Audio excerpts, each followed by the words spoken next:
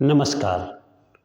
तो प्यारे बच्चों, जो इस साल 2025 में बोर्ड पेपर में बैठने वाले हैं, 10th हो या 12th हो, उनके लिए खास मेरा एक सूचना है, अनुरोध है उनसे कि पढ़ाई का जो टाइम है कैसे करें। जो भी हमारे पास आज के बाद जो भी टाइम बचा हुआ है, जितने दिन बचा हुआ है, पर डे के हिसाब से आपको पर डे के हिसाब से शेड्यूल बनाइए लिखित में, कि जैसे आज 7 तारीख है तो अगला जो आएगा मेरा 8,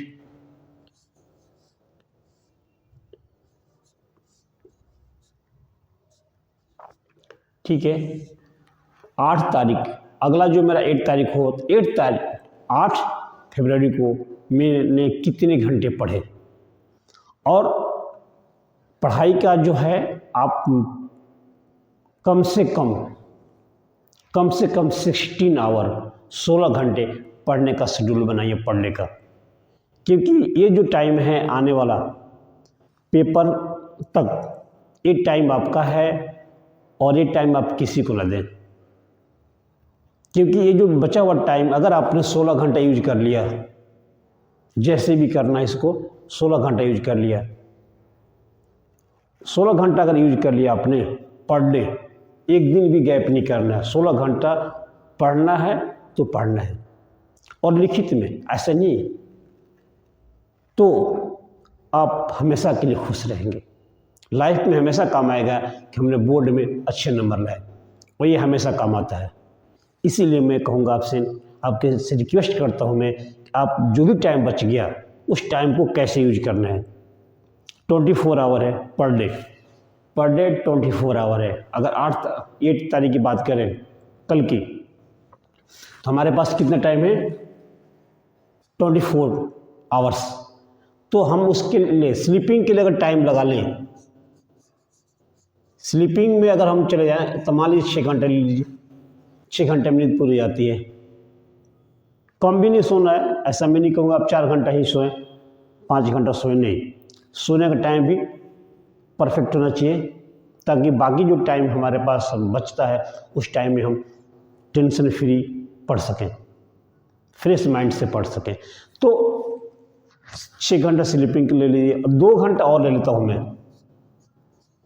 एक्स्ट्रा टाइम ले लिया, जिससे वो और सब जो वर्क है, ब्रेकफास्ट है, डिनर है, लंच है, स्नान भी करने हैं, थोड़ा बहुत आपस में बात भी करना है फैमिली वालों से, तो इसके लिए आपको टाइम और 2 घंटा दे दिया पर डे।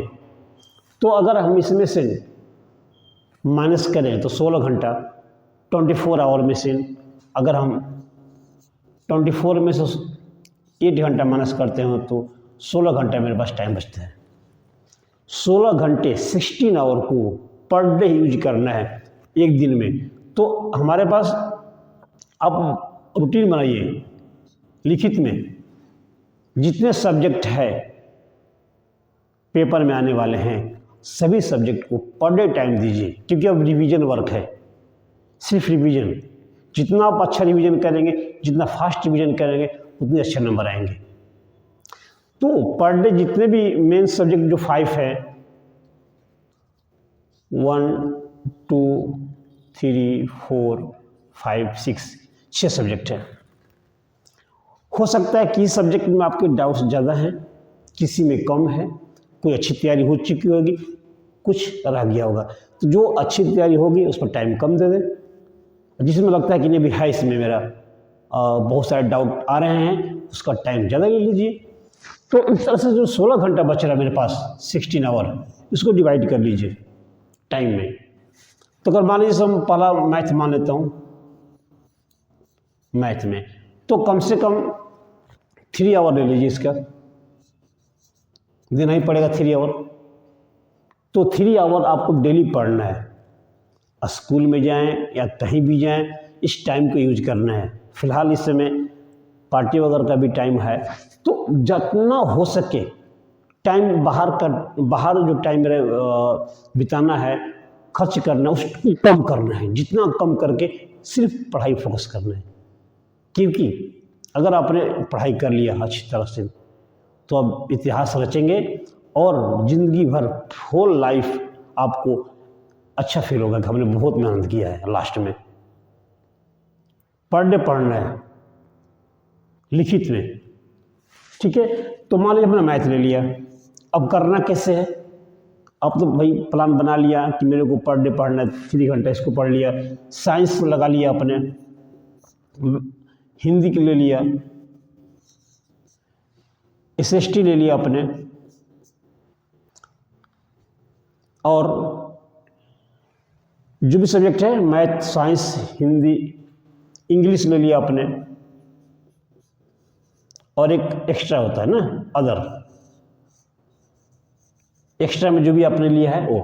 तो सभी को टाइम डिस्ट्रीब्यूट कर दीजिए अपने हिसाब से। देख लीजिए 3 तो कम से कम, मैक्सिमम 3, भाई कम से कम तो देखिए कितना बचेगा, 3 ले लेते हैं तो 1 2 3 4 5 15 हो जाता है। तो इसको एक अदर में एक टाइम जाएगा, अदर के लिए 1 आवर। तो आपने टाइम डिसाइड तो कर लिया कि भाई मेरे को 3 आवर पढ़ना है, पढ़ ले। और इसके बाद आपके पास कहीं से भी टाइम नहीं बच रहा है, कहीं भी टाइम नहीं बचेगा कहीं जाने का। तो अगर मान लीजिए अब आते हैं मैथ पे, करना कैसे रिवीजन इतने कम टाइम में। अब हमारे पास जितने दिन बच गए उसके अनुसार आपको पढ़ाई करना है। अगर इसमें मान लीजिए मैथ का हम लेते हैं तो इसमें अब एक्सरसाइज 1 हो गया, एक्सरसाइज 2 है, एक्सरसाइज 3 है, एक्सरसाइज 4 है, ऐसे 5 है।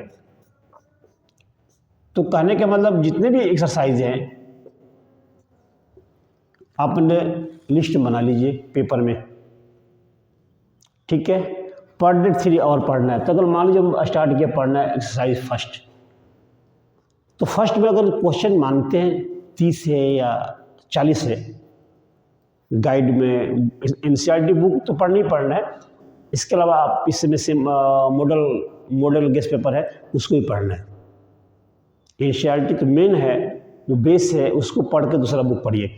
अगर हमारे पास अगर मान लीजिए मॉडल में 20 क्वेश्चन आता है या 30 क्वेश्चन है,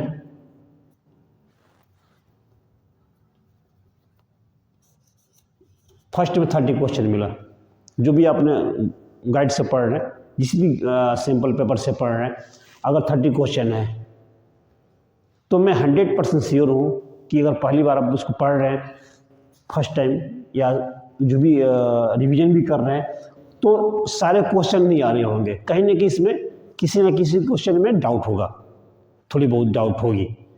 तो जिस क्वेश्चन में डाउट है, अगर मान लीजिए 4 क्वेश्चन में डाउट है, 4 पर टिक लगा दीजिए, 4 पर गोला लगाइए।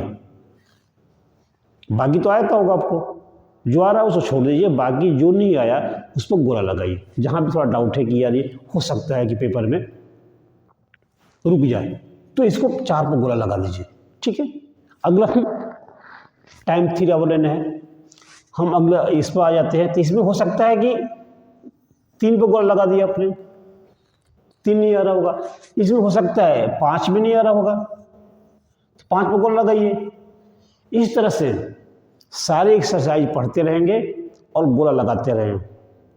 जैसे ही 2 दिन हुआ फिर वापस बैक आ गए, ज़्यादा डिले नहीं करना है। जैसे ही 2-3 चैप्टर किए फिर वापस बैक आ गए।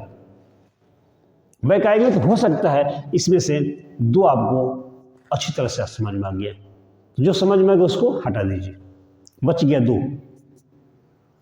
यहाँ पर गए हम 3 क्वेश्चन देखा, बाकी पर नहीं फोकस करना, सिर्फ 3 क्वेश्चन फोकस करेंगे। या हो सकता है कि मेरे को 2 समझ में आ गया तो 2 हटा दीजिए, रिमूव कर दीजिए, सिंगल बच गया। ऐसे ही आगे यहाँ पर गए तो यहाँ पर हो सकता है 2 में आपका डाउट क्लियर हो गया, ये वो 2 क्वेश्चन। बाकी तो इसके कितने बचे? 3 बचे। आगे बढ़ते रहे फिर पीछे आ जाए, आगे बढ़े पीछे आते रहे, आगे बढ़े पीछे आ जाए। फिर जब पीछे आएंगे तो इसको भी रिवीजन तो आपने कर चुका है, बट बार बार भूल जा रहा है। फिर यहाँ जब आएंगे तो हो सकता है ये भी क्लियर हो गया आपका, इमीडिएट जाएंगे। क्योंकि अब जब दोबारा वापस आए तो आपका फोकस सिर्फ इस पर है, बाकी क्वेश्चन में तो है नहीं। ऐसा नहीं कि सारे क्वेश्चन पढ़ते रहेंगे, नहीं, जिसमें डाउट किया है, जिसमें गोला किया है, सिर्फ उसको देखना है, कम टाइम में आपका रिवीजन हो जाएगा। तो यहाँ आ गया मैं, ये भी खत्म हो गया, ये भी छोड़ दीजिए।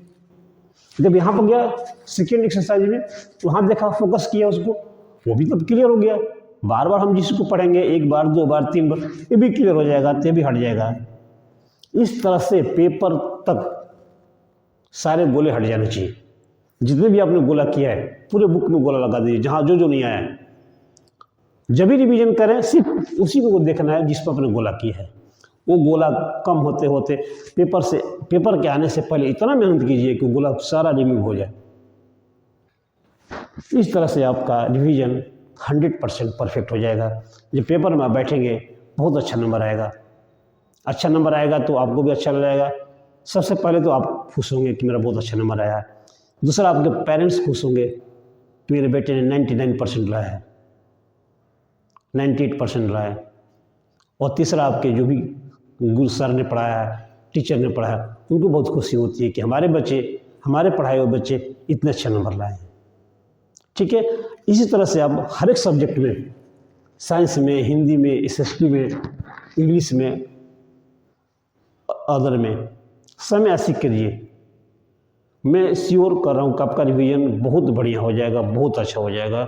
इतना अच्छा हो जाएगा कि आप याद करेंगे और आप इतिहास बनाएंगे कि हाँ, मैंने इतने समय में रिवीजन बहुत बढ़िया किया, बहुत मेहनत किया। इसीलिए पर डे आप डेट वाइज आपका लिस्ट बनना चाहिए कि आज हम 16 घंटे पढ़ा है कि नहीं पढ़ा है। नहीं पढ़ा है तो क्यों नहीं पढ़ा, वो टाइम मेरा कहाँ गया। उस टाइम को निकालना होगा, अगले दिन आपको ज़्यादा मेहनत करना पड़ेगा उसको कवर करने के लिए। इसीलिए कोई टाइम वेस्ट नहीं करना है, ये आपका समय है। इस समय किसी को नहीं देना है, आपके लिए काम आएगा। सिर्फ आपका समय है, आपको यूज करना है और किसी को मत दीजिएगा। ठीक है, मन लगा के पढ़िए, अच्छे नंबर आएंगे। Thank you.